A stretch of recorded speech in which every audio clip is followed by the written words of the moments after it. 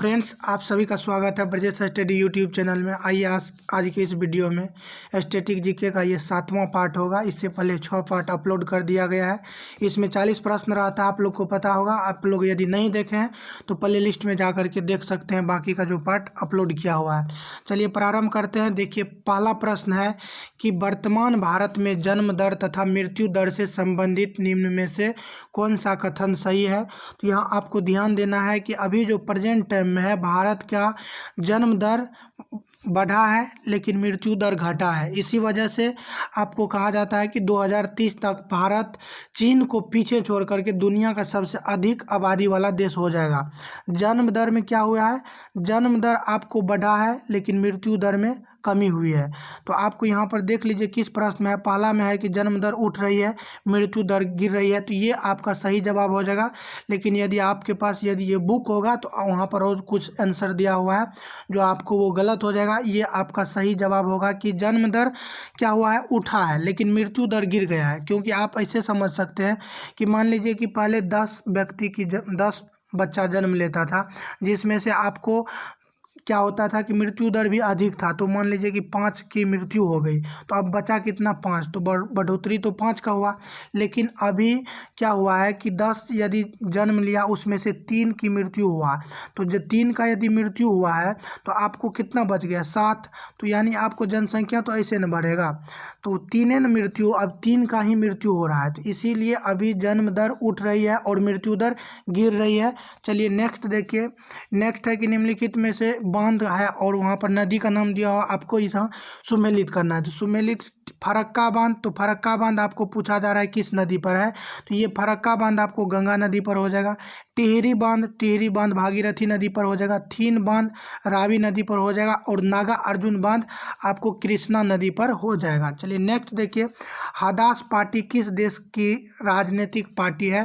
तो Hadash party जो है आपको ये हो जाएगा इजराइल की राजनीतिक पार्टी है हदास।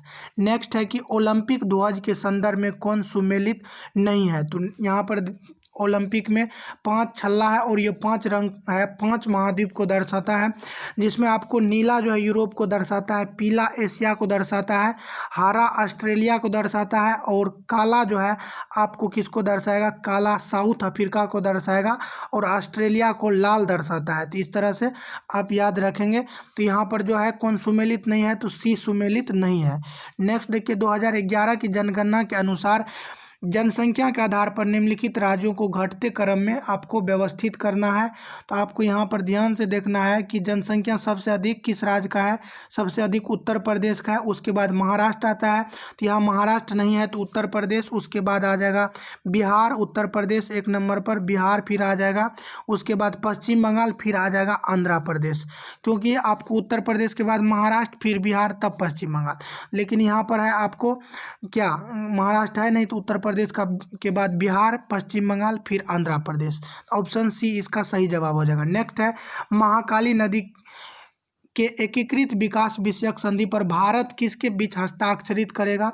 तो ये महाकाली नदी जो है ये नेपाल और भारत के बीच है। आपसे प्रश्न ऐसे भी पूछा जाता है कि भारत और नेपाल के बीच कौन सा नदी सीमा बनाती है, तो काली नदी, कहीं कहीं आपको महाकाली नदी मिलेगा। नेक्स्ट देखिए, युगोस्लाविया की राजधानी कहाँ है। तो युगोस्लाविया की राजधानी आपको हो जाएगा बेलग्रेड। युगोस्लाविया की राजधानी कहाँ हो जाएगा, बेलग्रेड। ऑप्शन आपका यहाँ पर डी सही हो जाएगा। नेक्स्ट देखिए, क्वेश्चन नंबर 8 जो है ये स्पष्ट नहीं हो पा रहा है। आप लोग को यदि इसके बारे में पता होगा तो आप लोग कमेंट्स में बताइएगा। इस क्वेश्चन को छोड़ते हैं। नेक्स्ट देखिए कि भारतीय थल सेना कितने कमानों में गठित की गई है। तो भारतीय थल सेना को आपको कुल मिलाकर के 7 कमानों में गठित किया गया है।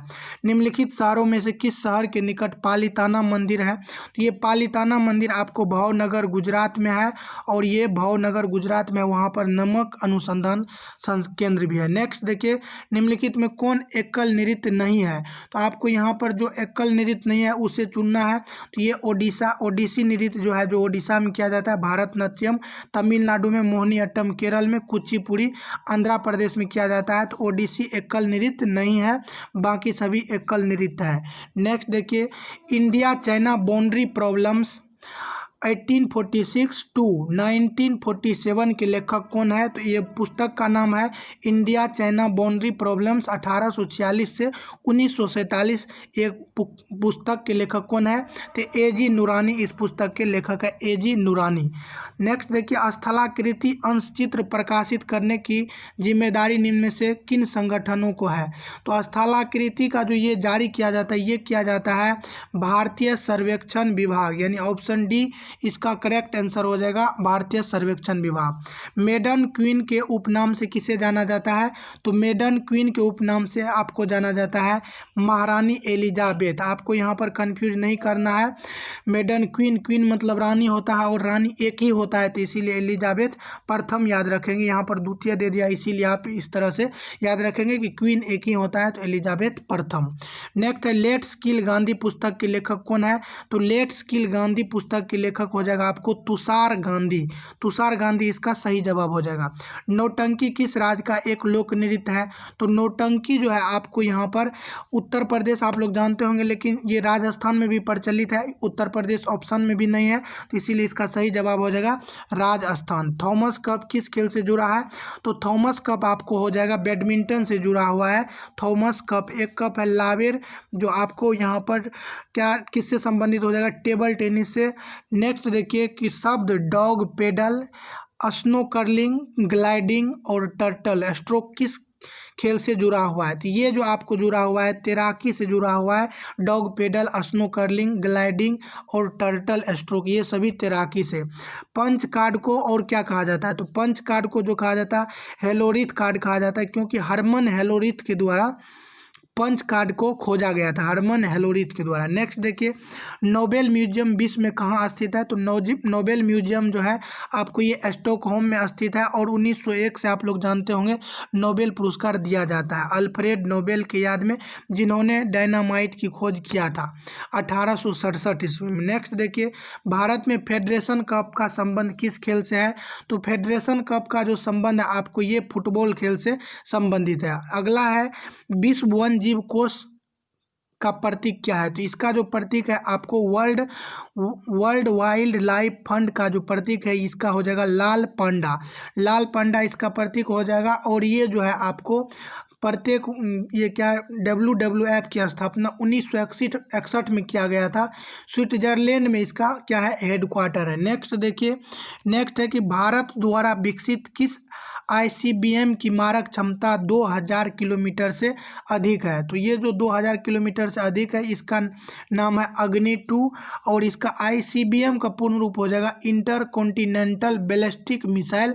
याद रखेंगे आप लोग, inter continental ballistic missile, inter continental ballistic missile हो जाएगा। और ये जो है अग्नि 2 इसका जो है मारक क्षमता 2000 किलोमीटर से अधिक है। नेक्स्ट देखिए, विश्व में गोरैया की घटती संख्या के प्रति लोगों का ध्यान आकर्षित करने के उद्देश्य से कब विश्व गोरैया दिवस मनाया जाता है? तो ये जो मनाया जाता है प्रत्येक वर्ष 20 मार्च को विश्व गोरैया दिवस मनाया जाता है। और यहाँ पर आपको 22 मार्च को विश्व जल दिवस और बिहार दिवस भी मनाया जाता है, और 24 मार्च को आपको मनाया जाता है टीबी दिवस, यक्षमा दिवस। और यहाँ पर ध्यान देंगे 26 मार्च को बांग्लादेश का स्वतंत्रता दिवस मनाया जाता है। बांग्लादेश का स्वतंत्रता दिवस कब मनाया जाता है? 26 मार्च को। और 26 मार्च 1974 ईस्वी में चिपको आंदोलन भी चलाया गया था। तत्कालीन उत्तर प्रदेश था, लेकिन अभी प्रेजेंट टाइम में जो है ये चिपको आंदोलन उत्तराखंड में अभी कहा जाएगा, क्योंकि जो जगह पहले उत्तर प्रदेश में था, उत्तराखंड अलग होने के बाद आपको कहाँ वो चला गया, वो उत्तराखंड में चला गया है। तो बांग्लादेश का स्वतंत्रता दिवस भी आप लोग याद रखेंगे 26 मार्च को। बैगनी दिवस भी आपको प्रत्येक वर्ष 26 मार्च को मनाया जाता है। और यहाँ पर 26 मार्च जो है 26 मार्च 1668 में अंग्रेज के द्वारा बम्बई पर अधिकार भी किया गया था। इतना बात आप लोग याद रखेंगे। और एक प्रश्न और पूछा जाता है कि पाकिस्तान के द्वारा बांग्लादेश को कब मान्यता दिया गया? तो ये 1974 में दिया गया था। नेक्स्ट देखिए, सिंधु घाटी सभ्यता का मैनचेस्टर किस स्थल को कहा जाता है? तो सिंधु घाटी सभ्यता का जो चेस्टर कहा जाता है, ये लोथल को कहा जाता है। ये किसको कहा जाता है? लोथल को। नेक्स्ट है गरडी कहाँ का लोक नृत्य है? तो ये गरडी जो है आपको ये पुदुचेरी में किया जाता है। गरडी लोक नृत्य ये पुदुचेरी में किया जाता है। नेक्स्ट है यहाँ पर आपको सुमेलित करना है और ध्यान से आप देखेंगे कि आंशिक परीक्षण प्रतिबंध संधि ये कब आया था? तो आंशिक परीक्षण प्रतिबंध संधि ये 1963 में, परमाणु और प्रसार संधि ये 1968 ईस्वी में लाया गया था। 1968 में व्यापक परीक्षण प्रतिबंध संधि तो ये जो लाया गया था 1996 में, और पोखरण परमाणु परीक्षण ये 1974 में स्माइलिंग बुद्धा के नाम से लाया गया था। नेक्स्ट देखिए संयुक्ता पनिग्राही ये आपको ओडिसी नृत्य से संबंधित है। संयुक्ता पनिग्राही ये कहाँ से हो जाएगा? ओडिसी से। टी.एन. कृष्णन हो जाएगा आपको किससे? वायलिन से संबंधित हो जाएगा। ये संयुक्ता पनिग्राही ओडिसी से। पंडित रविशंकर सितार से। पालघाट मन्नी अय्यर ये मृदंगम से संबंधित हो जाएगा, मृदंग को बजाते हैं पालघाट मन्नी अय्यर। नेक्स्ट है अभियंता दिवस किनके जयंती के अवसर पर मनाया जाता है? तो ये अभियंता दिवस प्रत्येक वर्ष आप लोग जानते होंगे 15 सितंबर को मनाया जाता है और ये एम विश्वेश्वरैया के जन्म दिवस पर मनाया जाता है। नेक्स्ट है अंतर्राष्ट्रीय ओलंपिक समिति में सदस्य नियुक्त होने वाले प्रथम भारतीय कौन थे? तो ओलंपिक समिति में सदस्य नियुक्त होने वाले प्रथम भारतीय थे दोराबजी टाटा। दोराबजी टाटा जो आपको जमशेदजी टाटा के ये क्या है? पुत्र है दोराबजी टाटा। और ये नरेंद्र बत्रा जो अभी प्रेजेंट टाइम में है और ये अध्यक्ष भी है, तो इसीलिए आप याद रखेंगे दोराबजी टाटा। और चलिए नेक्स्ट देखिए आगे और क्या है कि सेंटियागो कहाँ की राजधानी है? तो सेंटियागो जो आपको राजधानी हो जाएगा ये चिली की राजधानी है सेंटियागो। यदि फिजी की बात करें तो फिजी की राजधानी सुवा है। आर्मेनिया की राजधानी एरेवान है और इथोपिया की राजधानी आदिस अबाबा है। नेक्स्ट देख लीजिए, फिर से देख लीजिए क्योंकि ये प्रश्न फिजी की राजधानी आपको यहाँ अभी 2-3 परीक्षा में लगातार पूछा गया। तो फिजी की राजधानी सुवा, आर्मेनिया की राजधानी एरेवान और इथोपिया की राजधानी आदिस अबाबा। परमाणविक ऊर्जा विभाग निम्नलिखित में से किसके प्रशासन के अधीन आता है? तो परमाणविक ऊर्जा विभाग ये आता है प्रधानमंत्री कार्यालय के अंतर्गत। नेक्स्ट है रूस द्वारा भारत को अकुला द्वितीय श्रेणी की नेरपा परमाणु पनडुब्बी सौंप दी गई है, इसका भारतीय नाम क्या है? तो ये नेरपा परमाणु पनडुब्बी जो सौंपा गया है रूस के द्वारा, इसका भारतीय नाम है INS चक्र। INS चक्र। नेक्स्ट देखिए कंबोडिया का नोमपने, यहाँ पर फनोम पे लिखा है और कोस्ट में नोमपने लिखा है, शहर किस नदी के किनारे बसा है? तो ये नोमपने जो है ये आपको मेकांग नदी के तट पर बसा हुआ है। नेक्स्ट है कि महान चित्रकार होने के साथ साथ राजा संसार चंद्र किस शैली से संबंध रखता था? ये राजा संसार चंद्र जो है ये कांगड़ा शैली से संबंधित थे। तो यहाँ पर याद रखेंगे संसार चंद्र कांगड़ा शैली से जुड़ा हुआ था।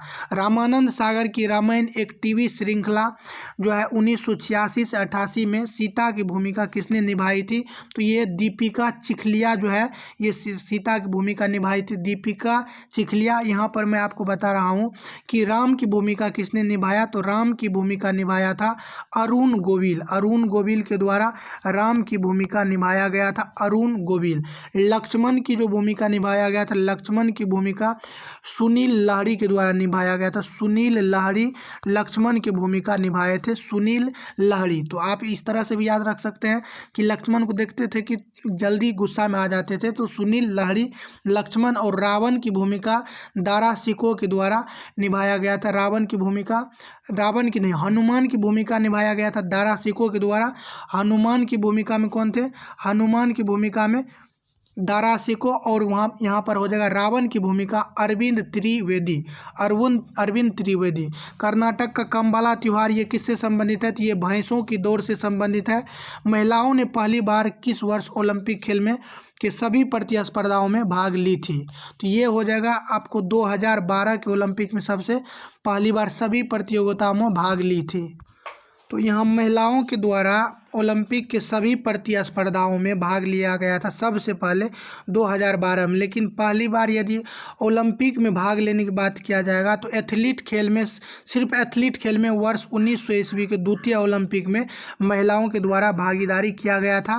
तो यहाँ ध्यान में रखेंगे कि यदि पूछेगा कि सभी प्रतिस्पर्धा में तो 2012 में, यदि सिर्फ पूछेगा कि महिलाओं के द्वारा भागीदारी कब किया गया तो 1900 ईस्वी के द्वितीय ओलंपिक में, और ये किस खेल में, एथलीट खेल में। और 1896 में आधुनिक ओलंपिक की शुरुआत की गई थी और वहां पर कुल मिलाकर के 14 देश के द्वारा भाग लिया गया था। नेक्स्ट है विश्व स्वास्थ्य संगठन का मुख्यालय कहाँ है, तो ये स्विट्जरलैंड के जेनेवा में है और 7 अप्रैल 1948 को इसका स्थापना किया गया था। नेक्स्ट है कि डिबगिंग कौन सी प्रक्रिया है, तो डिबगिंग जो है एक सॉफ्टवेयर प्रोग्राम में त्रुटियों की जांच करने की एक प्रक्रिया है। एक सॉफ्टवेयर प्रोग्राम में त्रुटियों की जांच करने की एक प्रक्रिया है डिबगिंग।